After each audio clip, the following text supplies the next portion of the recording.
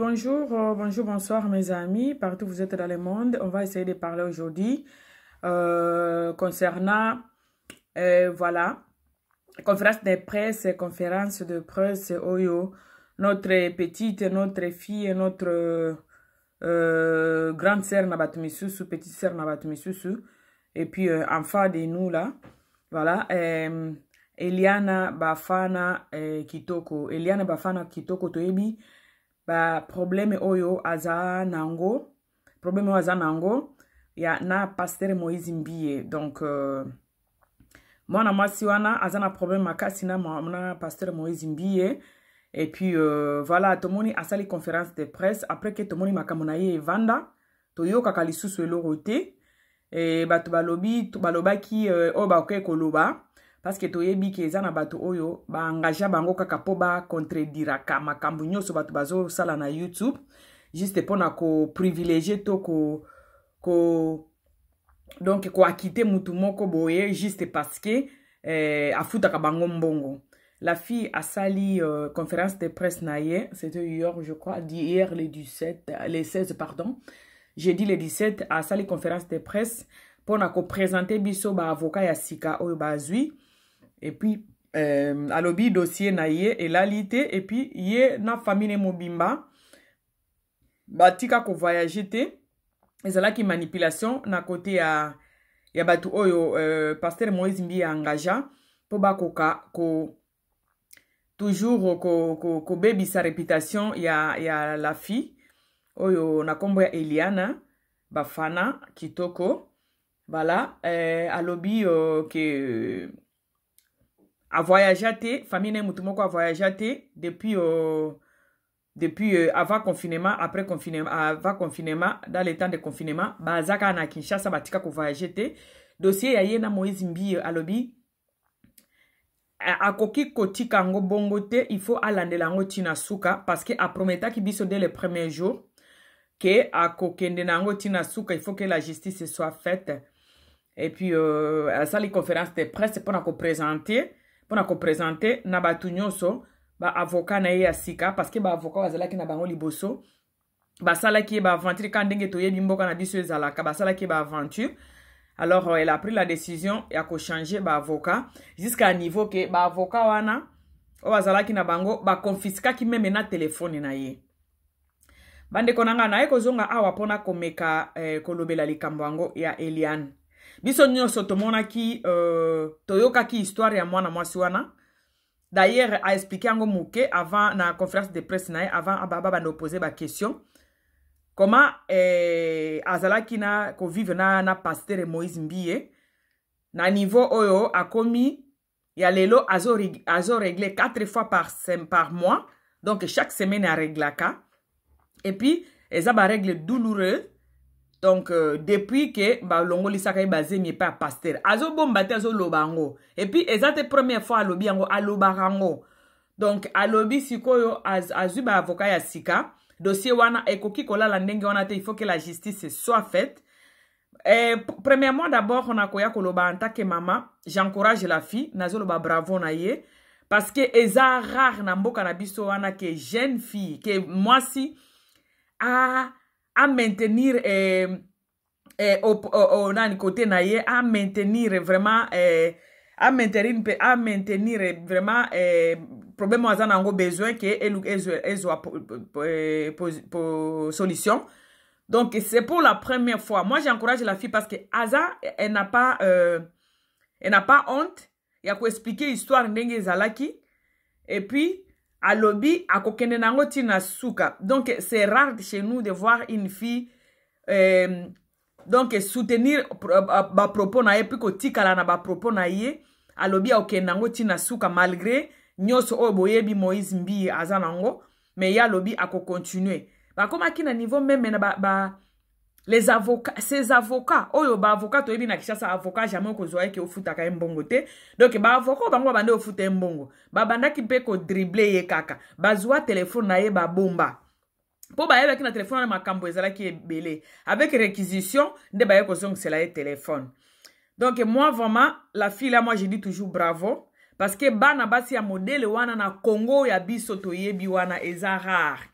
kokuta na bango oyo bayebi ko garder ki personnalité na bango ezaka pona mbongo te azana besoin ya vérité moko boye ya justice moko boye esalema donc atikali na position na ye eloko na liboso o j'aime chez la fille eza yango wana atike na position na ye parce que azolinga justice esalema soki tozalaka na bato ya bongo ata 5-6 na mboka na biso me mboka wana ebonga donc ezalaka kaka ndenge tozomona na bacommentaire lere asali conférence de presse na ye wana je crois tout le monde a vu soki bokoti na babenga ngoni na bacommentaire omona ndenge et la majorité ce sont des noms féminines hein? Omona Jolie, Marie, Joséphine, je ne sais pas quoi mutu penza azokomante likambo nini yango esila ate donc omoni yango tokendaka eloko te yango to avancaka te yango tosalaka eloko moko na vite po epa na biso eloko soki olobi esili bongo ale tobandeli page mosusu o wana eleki non. Elle est vraiment une fille à féliciter parce qu'une fille vraiment à féliciter. Moi, je dis bravo à la fille. Malgré batino so basili ko tikaye, batino so bazo loba n'importe quoi, batu ba commenta ba loba eloko ba oké ko loba. Mais elle maintient sa position. Elle maintient sa position à son âge. Donc, je ne sais pas. Et puis, au Congo, baye la bango 10 000. Vous savez ce que $10 000 signifie au Congo? On a ba famille na biso ba pauvre. Qu'est-ce que $10 000 ça signifie? Mais la fille a lobby, non, moi j'ai besoin que la vérité, j'ai besoin que la justice soit faite. Vraiment, j'ai eu pitié. Lobby le namoni conférence de presse wana. A lobby, azuba avocat ya sika, azo kenali kambango tina suka. Donc, il faut justice esa la mapona makambo oyo, Moïse Mbia salaki na ye.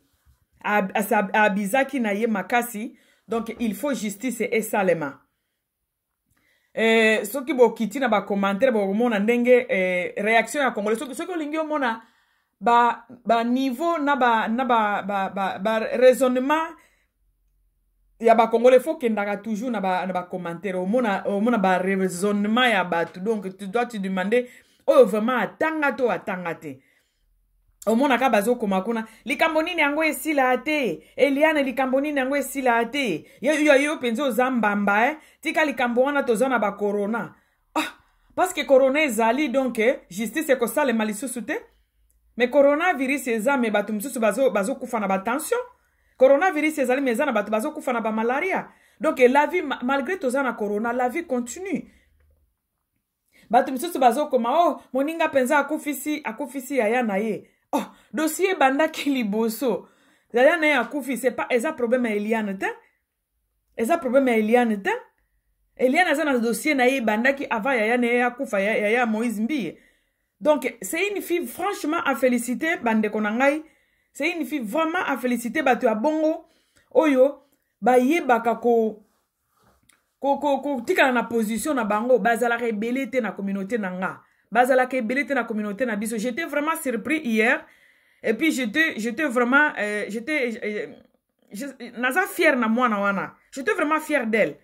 Que malgré ba tribulation nyoso toza nango coronavirus et puis etiki coronavirus e komi e makambo ya kamere ya moyibi na bango ya gouvernement Moïbi na bango ya Congo wana. Malgré ça, la fille dit que je viens de changer mes avocats. J'ai maintenant une nouvelle équipe et on va continuer. Donc moi, il faut que justice soit faite sur ces problèmes. Bande konangai. Aza mwana mwasi moko il faut to encourager ye parce que omoni eloko etindaka to avancer kate yango wana tozana mutema moko na ebite soki ya mawa. Soki izalaka ya mawa, soki ya mawa, soki ya buzoba na ebite. Ke mutu asali penza dega. Mais soki possible lobeli yango une fois deux fois na YouTube, donc il faut ekundama parce que possible lobi. Mais basi ba loba kite, likambo yango esi la bongo. Bandeko, mwana mwasi ebisi bino areglaka 4 fois ba femme bazo comprendre loko azoloba. Areglaka 4 fois par mois. Donc chaque semaine, elle voit ses règles. Et puis, bison soto yebi nenge règle salaka. Tout le monde a beaucoup une fois la semaine, mais une fois le mois, mais et puis arabiso. C'est comme moninga azo monango 4 fois le mois. Et puis ayebi muto atindaki alongola bazemi po akoma na situation wana. Mais po na bino eloko ni nango esila rate. Tozana ba corona bi ozolo ba makamsuso. Le tozana ba corona batu ba lia ate po corona ezali. Le tozana ba corona batu ba bela rate. Toza quand même na corona mais batu bazo kufa na ba tension.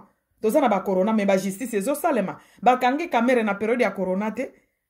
Bandeko to tika ka makamsuso ko encourager ka ba biloko to encourager la fille. Parce qu'elle est vraiment la seule, si je peux dire ça, la seule à lobby penza ke ngai na ko tikate na ko kenda likambo tina suka. Aboyi 10,000. Fille nini yango na Kinshasa wana 10,000, aboyi 10,000 parce qu'elle lingi justice et salema. Liwa ya Moïse Mbi eza un problème na yete. Qu'est-ce qu'elle a à faire dans ça? Qu'est-ce qu'elle a à foutre dans ça? Non.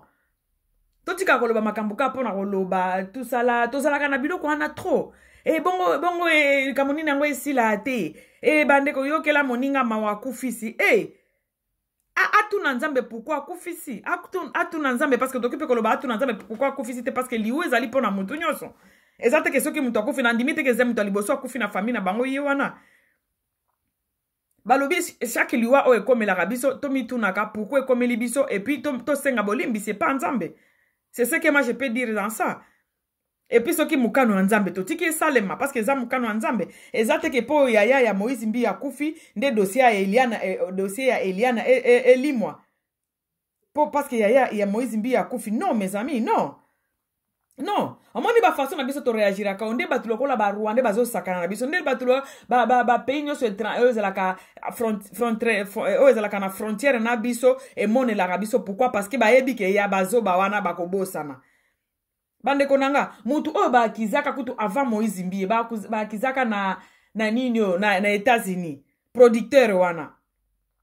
Producteur wana basi ya Hollywood nyoso ba Angelina Jolie ba tu nyoso ba akiza yeke a bizana bango po apesa yo rôle ya munene il faut alala nayo. Boyebi e dira combien de fois? E dira ki combien d'années pardon? Boyebi ke dire combien d'années? Hein? Boyebi ke dire combien d'années? Me too wana biso soto yebi yango bakomaka me too. Donc moi aussi. Hein? Donc activité wana basi basala basala nini na bango wana balobi abandai ko la na bango sa consentement na bango juste ozana shorte parce que ozana besoin au jouer pour jouer na film na ye il faut la na yo mitu na kesali combien d'années depuis 2000 ceux qui 13 ceux qui 14 ne ba ko katela ye ba condamné ye et ça c'est pas longtemps. Bakateli ba condamné il y a même pas 3 mois. Ne ba ko condamné. Mais tout ce temps là, justice bandé ko sala musala nango. Mais tel ba niveau na biso parce que ya na ya kufi donc Eliane atikaye o yo kama wate moninga ya na ya kufi bandé ko faiblesse oyo to zaka nango e uta wapi. Quelle mémoire courte. Ba mémoire mukuse oyo to zaka nango ezalaka dia quoi. Mutu ba viola ye, mutu ba utiliser donc passer à utiliser qui autorité na ye ya papa spirituel na ye pour a violer ye, pour a sakana na ye. Alongoli se na ba zemi.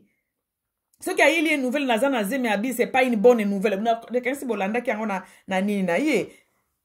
Na conférence de presse na ye, akoyebi ça ce n'est pas une bonne nouvelle. Donc il faut alongola zemi wana. Bande konanga to mitia kana na place baninga ba réflexion mikuse o to zaka nango ezaka dia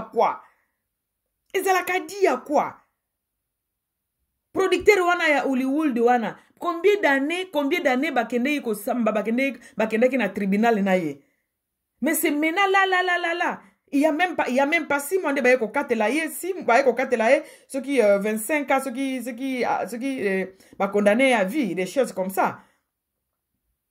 Oh, Batouana azabana mikete. Ba Angelina Jolie bazabana mike. Bazaba actrice, mais abandé ko utiliser qui autorité na ye likolo na bango. C'est exactement avec notre petite Eliane. Papa na ya molimo azo utiliser qui autorité na ye likolo na yo. Yo ko sala nini? Oh, eza makamuna za baba bimisi na ba photo na nini to on ne refuse pas mais elle a dit qu'elle a des preuves papa wana abandé ko violer ye. Un pointre alongoli se bazemi. Ole bosala ka ba commentaire zanga tina ezo rabaisser bino makasi. Ponga nazala mingi soki video na kenda mingi na ba commentaire pona tala niveau ya batu o batala ki video wana. Niveau ya réflexion na bango. To réfléchira ka to za ba réflexion trop court. To za ba réflexion trop courte mes amis. Eza dit ya quoi? Yango moni na muto kiko bon moni la biso azo moni la biso. Do na mboka na biso moni kanenge ba kangi kamera wana. Soki ko kika emo bon ba mona bango moko ba do commenter bango moko. Lelo bazana ba émotion. Après emo kaka bongo esali nini. Bongo eloko nini yango esila ate. Obiki bopesa nga kana na ba terme na bino na eloko nini esila ate. Mutu soki asalaki mabe il faut piriger peine na ye même si ça va durer 10 ans. Balmati lelo après 75 ans. Je crois 70 ans. Plus de 70 quelques ans. De 70, je crois 72, 75 ans. Ti lelo basenga pardon puis ba futa ka ba juif. Pour ba baby sa bango. Mais pourquoi ya biso zalaka bongo esali nini? Bongo esali nini? Esali nini? Il faut ko komisa ka likambo na suka. Et loko tinda batu ba monde na biso poto komisa likambo moko te na suka. Bravo à la fille. Moi je dis à Eliane bravo, avance comme ça. Osa vraiment moi si moko yamayele. La fille là quand elle parle au sentir pensa que azamir, que azamayele c'est une fille intelligente. Et puis quand ndenge aloba ki baza ko profiter de l'intelligence na ye. Na ba Christian wana na ba Moïse ça biloko moko boye fondé par na bango moko par Moïse wana parce que ayebi ndenge ko manipuler batu. Botika la fille ça n'a rien à voir na kokufa ya grand frère Moïse Mbiye. Azolande la dossier na ye, ça n'a rien à voir avec liwa ya ndeko ya Moïse Mbiye. Botika ye. En tout cas, félicitations, Eliane. Continue comme ça. On t'encourage, maman. Continue. Comme ça, les kambo na suka. Pose à la mutu ya suka na mboka na biso. Et puis, ça va tout me souper les soeurs.